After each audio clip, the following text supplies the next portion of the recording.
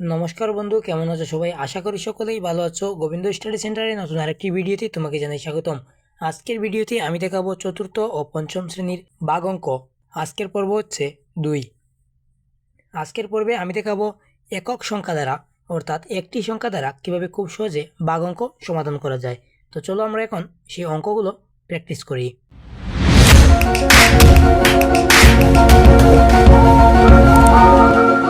পূর্বের ভিডিওতে আমি বলেছিলাম যে সংখ্যাকে ভাগ করা হয় সেটিকে বলা হয় বাহ্য, এবং যে সংখ্যা দিয়ে ভাগ করা হয় সেটিকে বলা হয় ভাজক। তো এবার এখানে দেখো তো 8 হচ্ছে বাহ্য এবং 4 হচ্ছে ভাজক, তাই না? তো আমাদের এখানে নেই কি বলো তো? এখানে নেই আমাদের ভাগফল এবং ভাগশেষ। তো 4 দ্বারা যদি আমরা 8কে ভাগ করি, 8-এর মধ্যে 4 কতবার যায় সেটি দেখতে হবে। যে আমি আগেও বলেছি যে ভাগ অঙ্ক করার ক্ষেত্রে প্রথমে তোমাকে গুণের নামতা বা গুণাঙ্ক জানতে হবে। তো কিভাবে আমরা গুণের নামতা বা গুণাঙ্ক করব? আমরা যদি গুণের নামতা নাও জানি, তো আমরা এভাবে প্র্যাকটিস করতে পারি যে 4-এর সাথে প্রথমে আমি 4কে যদি 1-এর সাথে গুণ করি, 4 4 হবে। এবার 4কে যদি 2-এর সাথে গুণ করি, 4 দুগুণে 8 হবে। তো 8-এর মধ্যে 4 কতবার যাচ্ছে? 2 বার, অর্থাৎ এখানে হবে 8, এখানে হবে 2। এবার 8 থেকে 8 আমরা কি করব? বিয়োগ করব। বিয়োগ করলে বিয়োগফল 0 হবে, অর্থাৎ আমাদের ভাগশেষ হবে 0 এবং ভাগফল হবে 2। আশা করি তুমি কিছুটা হলেও বুঝতে পেরেছ। এবার আসো আমরা এই অঙ্কটি সমাধান করি। এখানে দেখো তো রয়েছে কি 6। এবার আমি আগেও বলেছি প্রথমে ভাগ অঙ্ক করার ক্ষেত্রে এখানে জয়টি সংখ্যা থাকবে, বাহ্য থেকে তুমি প্রথমে ততটি সংখ্যাই নেবে। তো এখানে একটি সংখ্যা রয়েছে, আমি এখান থেকে যদি একটি সংখ্যা নেই, কোনটি বড় হয় বলো তো? 1 বড় নাকি 6 বড়? 1 থেকে 6 বড়।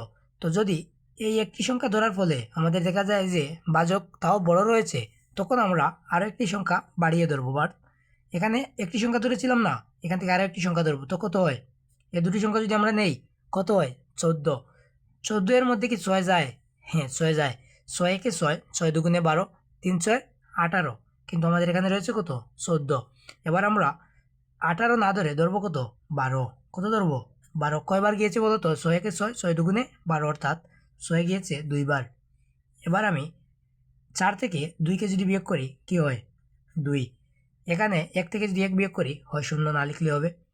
তো সবসময় ডান পাশ থেকে একটি সংখ্যা নিচে নামবে। কয়টি সংখ্যা? একটি সংখ্যা। তো এবার আমি 4কে নিচে নামিয়ে দিলাম। এবার এখানে কত হয়েছে দেখো তো? 24। এই 24-এর মধ্যে 6 কতবার যায়? 6-এর নামতা পড়ো তো। 6 একে 6, 6 দুগুণে 12, 3 6 18, 4 6 24। তো কতবার যাচ্ছে? 6 যাচ্ছে 4 বার।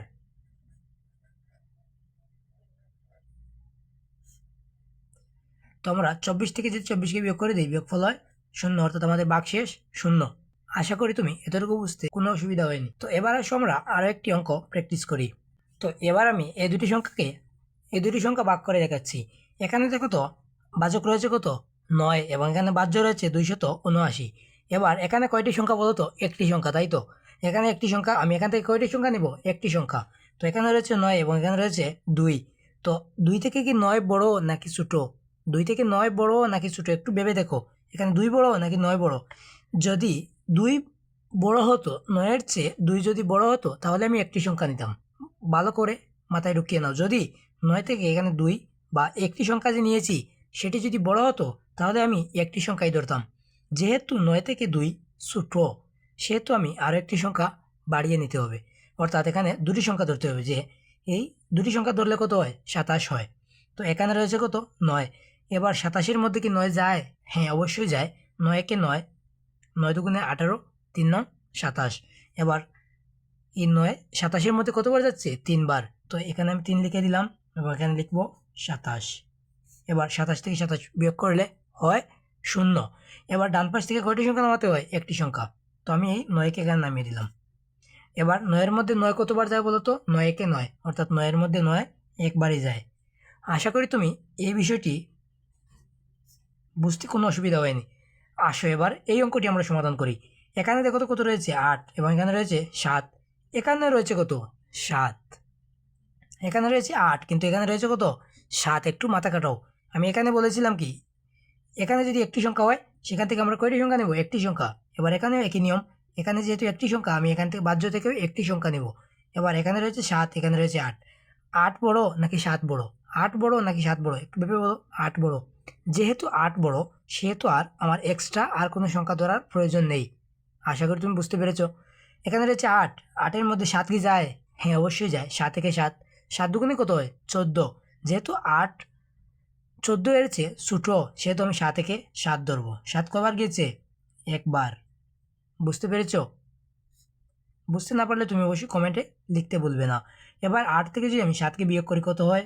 1। এবার এই 7কে আমি নিচে নামাবো, অর্থাৎ ডান পাশ থেকে সবসময় একটি সংখ্যা নিচে নামাবো। কয়টি সংখ্যা? একটি সংখ্যা। এবার এখানে হয়েছে কত? 17। 17 এর মধ্যে 7 কতবার যায় বলো তো? 7 থেকে 7, 7 দুগুণে 14, 3 7 21। এখানে আমাদের 21 নেই, আছে কত? 14। তো 7 কতবার যাবে? 2 বার। 7 দুগুণে হয় 14। এবার আমি 7 থেকে যদি 4কে বিয়োগ করি, কত হয়? 3। এবার 1 থেকে 1 বিয়োগ করলে তো 0 হয়। এবার আমি এই যে 2 রয়েছে, সেটিকে এখানে নামাবো। কী করব? এখানে নামাবো। এই 2কে আমি এখানে নামিয়ে আনছি। তো এখানে হলো কত? 32। এবার বলো, 32-এর মধ্যে 7 কতবার যায়? 7 থেকে 7, 7 দুগুণে 14, 3 7 21, 4 7 28, 5 7 35, তাই তো? কিন্তু এখানে রয়েছে কত? 32। এবার বলো তো আমি কত ধরবো? 35 কি ধরতে পারবো? 35 ধরতে পারবো না। কিন্তু এর নিচে যে রয়েছে 4 সাথে কত হয়? 7-এর সাথে যদি আমি 4কে গুণ করি, 4 সাথে কত হয়? 4 সাথে হয় 28। অর্থাৎ এই 32-এর মধ্যে কি 28 যায়? 28 কি 32-এর চেয়ে ছোটো? হ্যাঁ, অবশ্যই ছোটো। তো 32-এর মধ্যে 7 কতবার যায়? 4 বার। কতবার যায়? 4 বার। এবার আমি 32 থেকে যদি 28কে বিয়োগ করি, কত হয়? 4। এটি হচ্ছে আমাদের ভাগশেষ। এটি কি? আমাদের ভাগশেষ। আমি পূর্বে অবশ্য এই নামগুলো বলেছিলাম, যদিও তুমি ভিডিওটি না দেখে থাকো, অবশ্যই দেখে আসবে। তাও আমি এবার বলে দিচ্ছি। এটি হচ্ছে ভাজক এবং এটি হচ্ছে বাহ্য, এবং যে উত্তরটি আমরা পেয়েছি এটি হচ্ছে আমাদের ভাগফল। আশা করি তোমার বুঝতে কোথাও অসুবিধা হচ্ছে না।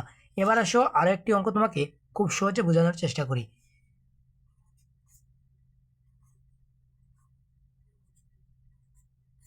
এবার এখানে দেখো তো কত রয়েছে? 8 রয়েছে, এবং এখানে রয়েছে কত? 5। আমি পূর্বেও বলেছি যে এখানে যদি একটি সংখ্যা হয়, ভিতর থেকে তুমি কয়টি সংখ্যা নিবে? একটি সংখ্যা। তো এখানে 8 রয়েছে, এখানে একটি সংখ্যা ধরলে কত হয়? 5 হয়। 8 থেকে 5 বড় নাকি ছোটো? 8-এর চেয়ে 5 ছোটো, সেহেতু আমি আরও একটি সংখ্যা এক্সট্রা নিতে হবে। তো আমি যদি আরও একটি সংখ্যা এক্সট্রা নিই, কত হয়? 53 হয়। 5 এবং 3 যদি আমি ধরি, কত হয়? 53। এবার 53-এর মধ্যে 8 কতবার যায় বলো তো? 8 একে 8, 8 দুগুণে 16, 3 8 24, 4 8 32, 5 8 40, 6 8 48, 7 8 56। অর্থাৎ 53-এর চেয়ে বড়। 53-এর চেয়ে কি?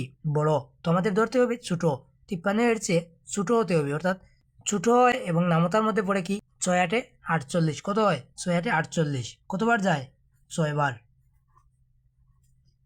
এবার যদি আমি বিয়োগ করি, তো আমরা যে নিয়মে অঙ্কগুলো করি, যে এখান থেকে 1 নিলে এখানে হয় 10, 10 বৃদ্ধি পায়, 10 বৃদ্ধি পেলে 3 এবং 10 যোগ করলে হয় 13। তো বিয়োগের অনেক নিয়ম রয়েছে, তুমি যদি বিয়োগগুলো শিখতে চাও অন্য পর্বে দেখে নিও। এবার তুমি যে নিয়মে বিয়োগ করো সেই নিয়মে করে নিও।